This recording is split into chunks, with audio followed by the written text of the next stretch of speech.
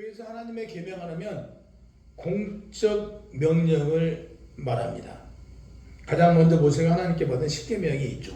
하나님께서 우리에게 지키라고 명하신 10계명을 토대로 규제가 있습니다.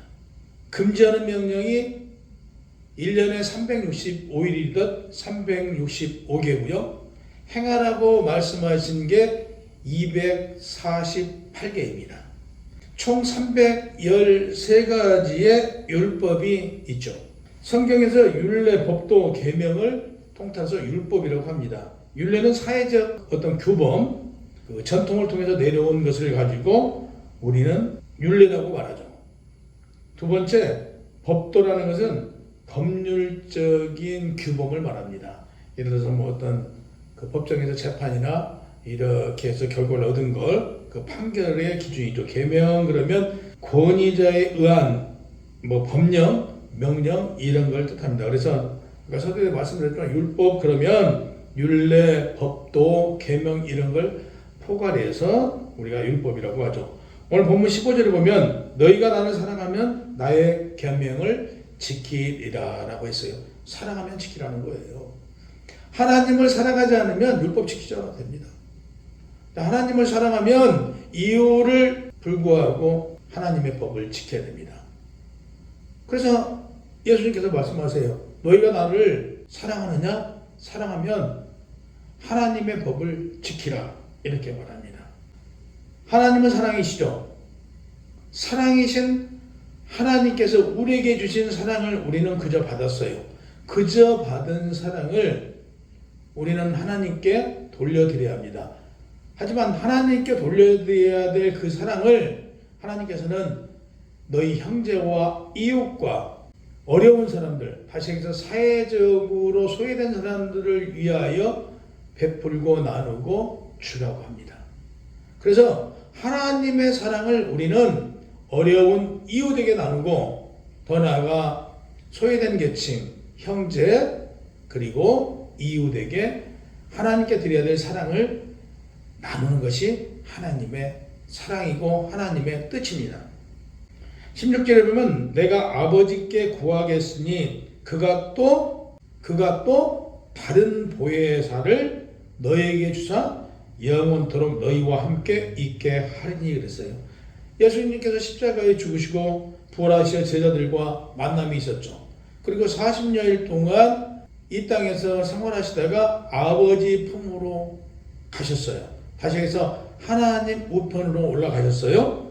내가 아버지께 구하겠으니 그가 또 다른 보혜사를 주시겠다고 그랬어요. 이 보혜사는 성령 하나님을 통상적으로 우리가 보혜사라고 하지만 예수님 역시 보혜사이십니다. 그래서 다른 보혜사를 너희에게 보내주리니 이렇게 했어요. 본절에서 보혜사를 보내주시는데 다른 보혜사를 주시겠다고 분명히 기록되어 있잖아요. 요한복음에 4군데 보혜사라는 기록이 있는데요. 예수님 자신도 보혜사라는 뜻입니다. 보혜사라는 용어는 헬라어를 살펴보면 파라클레토스라는 단어인데 도와주기 위해 옆에 있도록 부르심을 받으니 라는 뜻이에요. 그래서 당시에 어떤 변호사들도 이 단어를 사용했어요. 파라클레토스 이 단어를 사용했다고 해요. 그래서 그 파라클레토스의 뜻에 가장 적합한 한자, 그 한자가 보혜사였다고 그래요. 그래서 한자로 번역하면서 보혜사라고 번역한 것입니다. 그래서 보혜사 한자를 풀어보면 보하고 은혜를 베푸시는 스승이라는 뜻을 가지고 있어요. 그래서 예수님께서 성령님을 파라클레토스란 그 용어를 선택한 것만 보아도 우리 인간들이 얼마나 연약하고 나약하여 죄의 속성에서 벗어나지 못하고 우리의 삶 속에서 죄를 짓고 있다는 사실을 우리는 알 수 있습니다. 그래서 우리가 스스로 그 죄를 이길 수 없으므로 예수 그리스도께서 이 땅에 오셔서 우리의 죄를 대속의 짐을 지시고 십자가에 죽으신 거잖아요. 그리고 부활하신 거잖아요. 이와 같이 우리가 우리 스스로 우리를 지킬 수 없고 우리를 이겨낼 수 없으므로 우리는 의지할 수밖에 없다. 예수 그리스도를. 그래서 예수 그리스도가 보혜사로서 이 땅에 오셨다가 하나님 품으로 가시면서 또 다른 보혜사를 보내주시겠다라고 해서 오신 분이 성령 하나님이십니다. 그래서 16장 7절에 보면 내가 떠나는 것이 너에게 유익이라 내가 떠나가지 아니하면 보혜사가 너희에게 오시지 아니할 것이요 가면 내가 그를 너희에게로 보내시리니 그가 와서 죄에 대하여 의에 대해서 심판에 대하여 세상을 책망하시리라 라고 말씀하셨어요. 당시 예수님께서 떠나가신다는 말씀은 실로 말할 수 없을 정도로 성도들에게 제자들에게는 절망적인 말이었습니다. 17절 그는 진리의 영이라 세상은 능히 그를 받지 못하니 이는 그를 보지도 못하고 알지도 못함이라. 그러나 너희는 그를 아나니 그는 너희와 함께 거하시며 또 너희 속에 계심이라고 그랬어요. 보세요. 그는 진리의 영이래요. 그러니까 예수님께서 우리 곁을 떠나시고 보내주신 분이 진리의 영을 보내주신 거예요. 그러니까 성령님이 이 땅에 오신 이유는 하나님이 누구신가, 하나님의 아들 예수가 누구신가, 그리고 진리가 무엇인가를 우리에게 깨달아지게 하도록 하기 위해서 오셨다는 사실이에요. 그래서 그분으로 말미암지 않고는 하나님이 누구신가, 예수님이 누구신가, 진리가 무엇인가 이런 걸 깨달을 수가 없어요. 성령님께서 우리 안에 내주하심으로 그분께서 감화 감동을 통해서 그분께서 우리를 이끌어 깨달아 가게 하신다는 사실입니다. 보세요. 세상의 진리의 영을 받지 못하기에 성령님을 알지 못함으로 진리를 깨닫지 못한다고 하시며 성도들은 보혜사를 받음으로 진리를 깨닫게 된다고 이렇게 말씀하셨잖아요. 여러분 오늘 요한이 기록한 말씀 중에 가장 중요한 부분이 진리의 영이신 성령님이 여러분과 함께 거하신다는 사실이에요. 성령님이 누구랑 거하신다고요? 여러분과요. 성령님이 어디 계신다고요? 여러분 안에요. 그러면 예수님이 어디 계신다고요? 여러분 안에요. 하나님이 어디 계신다고요? 여러분 안에요. 삼일체 하나님은 우리 안에서 우리 함께하고 계세요.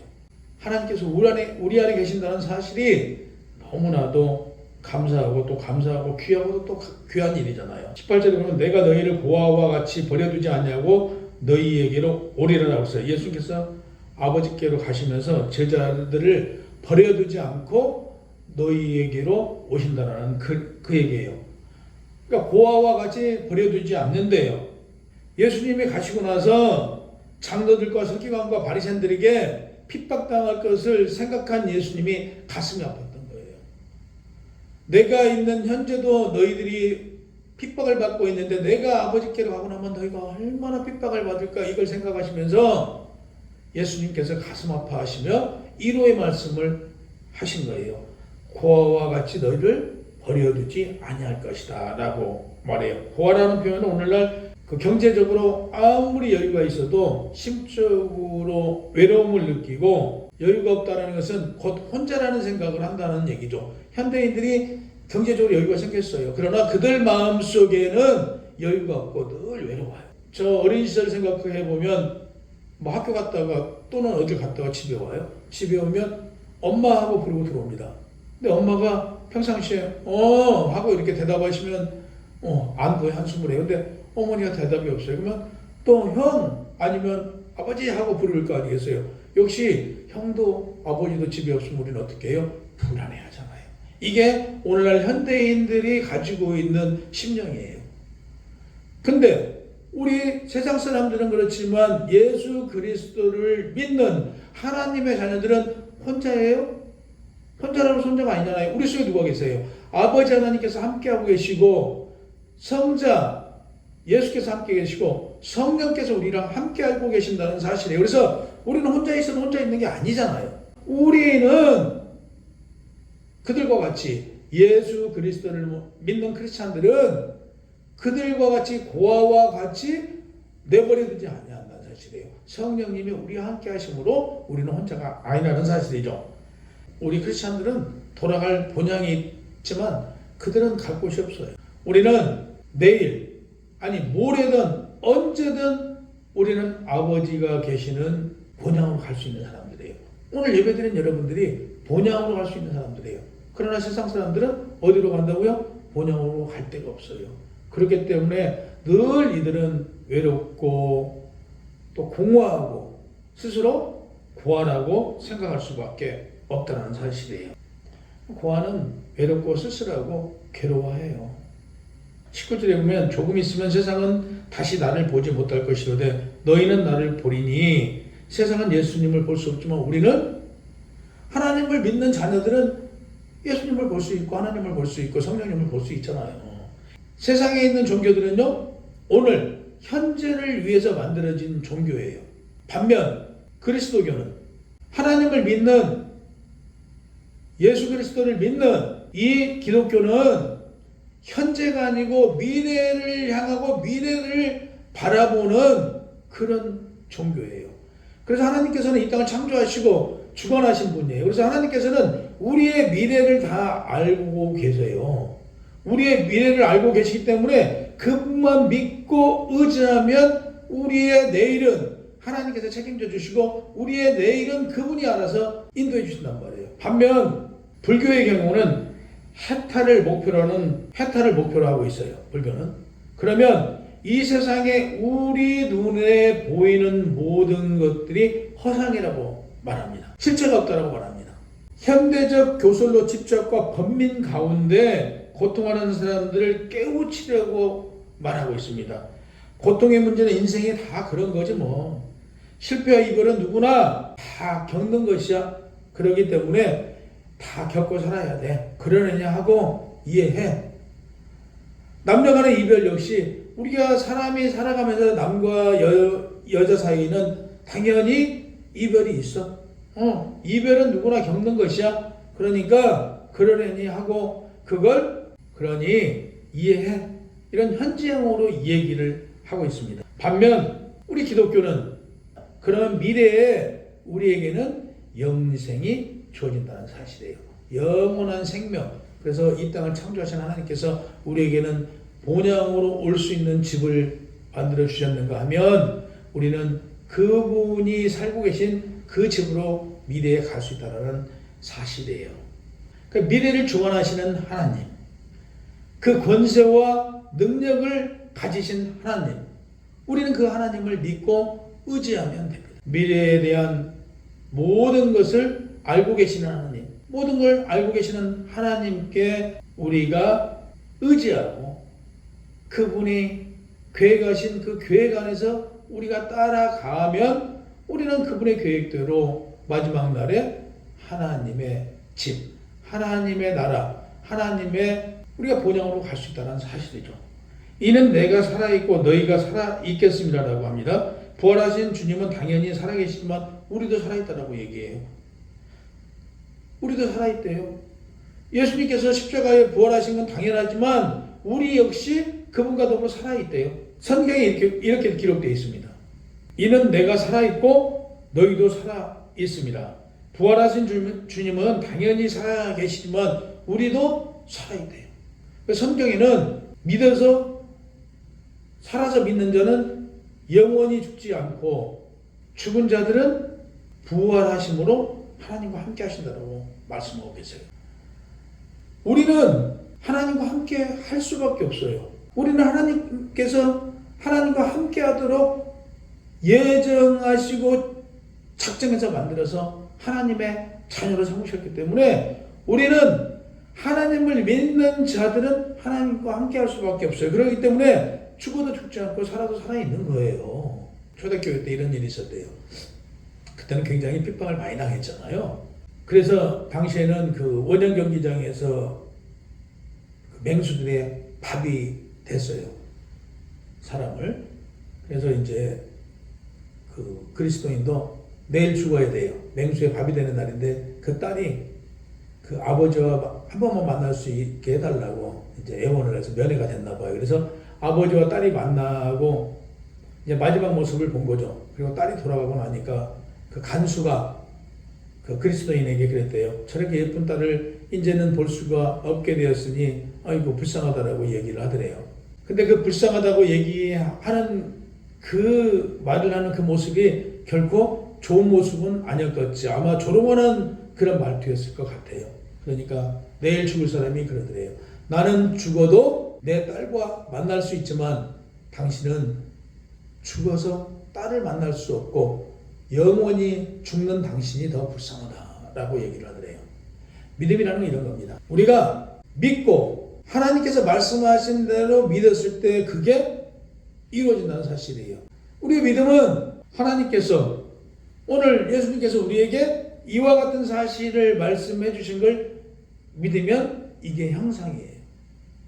20절 그날에 내가 아버지 안에 너희가 내 안에 내가 너희 안에 있을 것이 너희가 알리라. 아버지와 아들과 본질적 일치뿐만 아니라 그리스도와 성도 사이에 있는 신비적인 연합을 지금 말씀하고 있습니다. 요한복음 17장 21절에 의하면 아버지께서 내 안에 내가 아버지 안에 있는 것 같이 그들도 다 하나가 되어 우리 안에 있게 하사 세상으로 아버지께서 나를 보내신 것을 믿게 하옵소서. 26절 내가 아버지의 이름을 그들에게 알게 하셨고 또 알게 하리니 이는 나를 사랑하신 사랑이 그들 안에 있고 나도 그들 안에 있게 하려고 했다고 기록되어 있습니다. 본전의 의미는 주님과 성도는 성령을 통해서 신비적인 연합을 이루고 하나가 된다는 사실을 그리스도 안에 성도들이 임함으로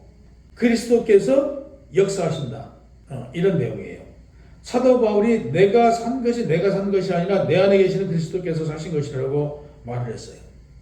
그러므로 그리스도인은 개인의 삶이 아닌 그리스도의 삶으로서 성도의 삶에서 성령의 9가지 열매가 나타나야 돼요. 사랑과 희락과 화평과 인내와 자비와 양선과 충성과 온유와 절제 9가지 성령의 열매가 나타나야 되는데 이 성령의 9가지 열매가 나타나려면 내가 살아서 내 힘으로 이 9가지 열매가 나타날 수 없어요. 내 안에 계시는 하나님께 의지하고 내 안에 계시는 성령 하나님의 감화 감동 역사하심에 따라서 우리가 살아갈 때에 가능해요.